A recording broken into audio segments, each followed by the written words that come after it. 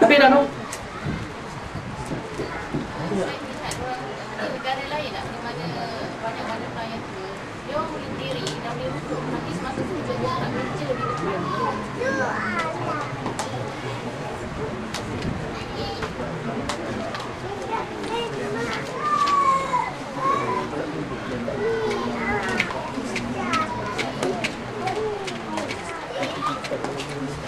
Satu hadis yang diriwayatkan oleh Tabrani yang disahihkan oleh Albani, dia kata Adara sallallahu alaihi wasallam maridan fara'ahu yusallu ala wisada fa akhadhaha farama biha.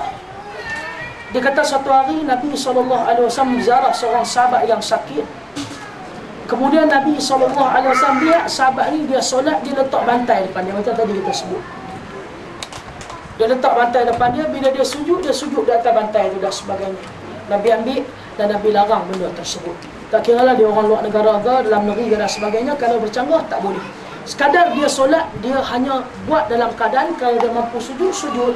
Kalau tak mampu, cukup sekadar dia isyarat, tak payah letak meja sujud atas meja dan sebagainya. Nabi larang benda tersebut. Wallahu a'lam. Soal? Ustaz, kalau kita nampak orang yang buat macam tu, kita boleh tarik. Kita boleh tarik kerana Nabi bagi arahan tersebut. Nabi kita boleh tarik dengan elok-elok lah. Jangan tarik dengan kurang-kurang. Wallahu a'lam. Habis dah. So bagi kita sambung lain, kita tidur pula insya-Allah. Yang baik itu datang daripada Allah, kelemahan, kesalahan, kesilapan, terkasar bahasa dan sebagainya, saya minta maaf. Aqulu qawli hadza wa astaghfirullahal azim li wa lakum. Walhamdulillahi rabbil alamin. Wallahu a'lam bis-shawab.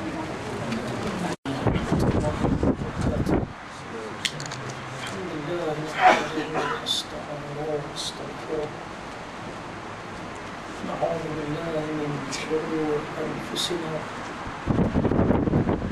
ومن سيئات أعمالنا، من يهد الله فلا مضل له ومن يضلل فلا هادي له.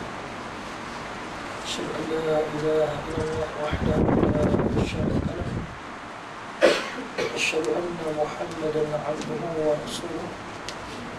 اللهم صل وسلم وبارك على محمد وعلى آل محمد كما صليت إبراهيم وعلى آل إبراهيم إنك حميد مجيد. InsyaAllah pagi ini kita akan sambung dengan sekalian. Kita akan mulakan dengan masalah an-niyah. Sebelum nak gimana tu, orang perempuan tu main pas sebab Ustaz Qamar kalau saya tengok-tengok main pas sebab dia nak buat budak-budak.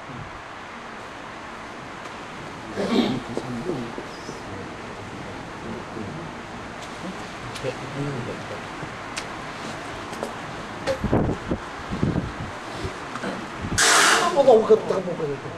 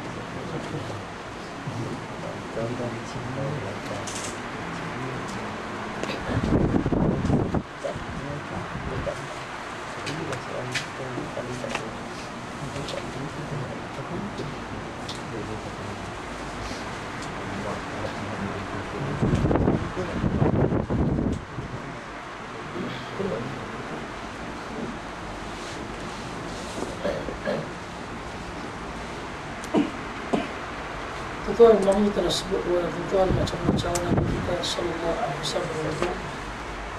Kemudian kita cerita masalah sutrah, apa yang kita katakan pendinding, diikuti dengan istiqbal Kaabah, menghadap ke arah kiblat.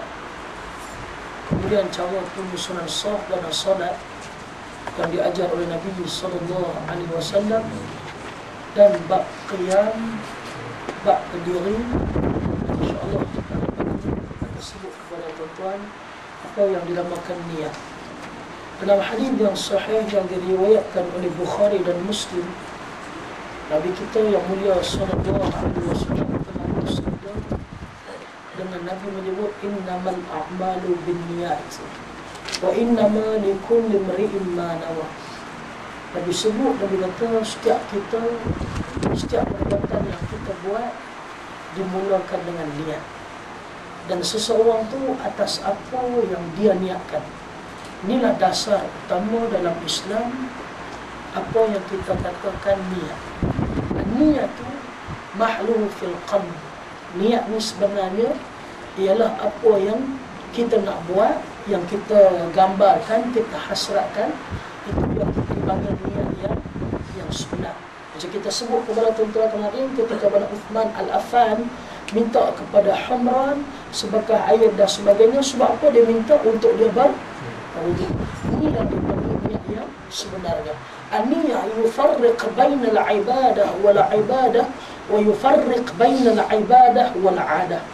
Dan dengan niat ni juga nak membezakan kepada kita satu amalan, satu ibadah dengan adat, dan membezakan antara ibadat dan ibadat yang lain. Apa maksud membezakan antara ibadat dan adat? Seorang lelaki hari Jumaat, kebiasaan dia sebelum dia nak menunaikan solat Jumaat, dia mandi dan sebagainya, yang tu adat dia. Kemudian dia pakai baju Melayu ke belekat dan sebagainya, dia ke masjid. Adat dia macam tu. Seorang lagi sahabat, dia mandi yang sama, tapi dia tahu usul yaumil Jum'ah, mandi pada hari Jumaat ni merupakan sunnah Nabi. Maka dia mandi dengan niat ini adalah sunnah Nabi sallallahu alaihi wasallam. Maka satu mandi menjadi keadatan, adat biasa. Satu lagi mandi menjadi sunnah, menjadi ibadat.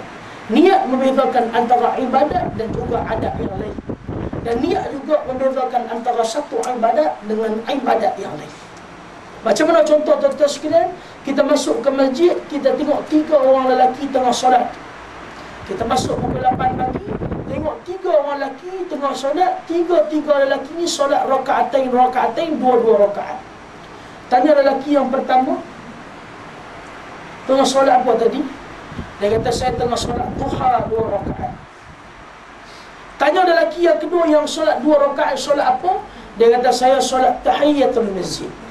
2 rakaat, tapi niat berbeza. Tanya lelaki yang ketiga, solat tahiyatul masjid ke? Dah, saya baru nak solat subuh. Cuma saya tak baca kunut, malu ke orang. Membezakan antara satu niat dan juga niat yang lain. Baik, niat ni makhluk dia dalam hati kita. Sebab tu orang nak baca usuli ke tak baca usuli ke tu terpulang lah. Nampak tak? Kalau kita tak boleh baca dan sebagainya, tak ingat, tak ada masalah. Dan tak semua benda kita boleh baca usuli. Betul tak? Bukan kita ingat semua pun, kalau tak mau baca pun tak ada masalah, kerana kita niat tu, itu telah menggambarkan apa yang kita nak buat. Macam saya cerita dalam kuliah Zuhur baru ni, tuan-tuan sekalian, kalau tuan-tuan ingat, seorang sahabat kita yang saya cerita, dia solat dengan imam tu solat 3 rakaat.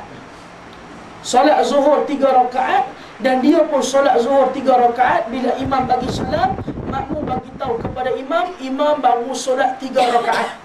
Imam ni dia pun mengaji, dia pun tambah Allahu Akbar lagi 1 rakaat, dia sujud sahwi.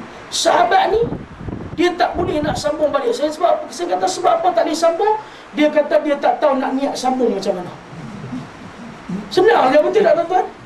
Kita sebut dari itu usuli, aku tambah lagi 1 rakaat tu, imam ni dia pasal dia tersilap dengan aku pun kena tambah 1 rakaat. Lillahi ta'ala, nak niat sangat kan ambil. Tu kok Melayu, kok bahasa Arab. Kok bahasa Arab? Fikir dulu. Usalli zidtu raka'ah wahidah liajli hadha qad akhta'a li'annahu qad akhta'a wa ana azid raka'ah wahidah lillahi ta'ala. Mampu tak boleh apa?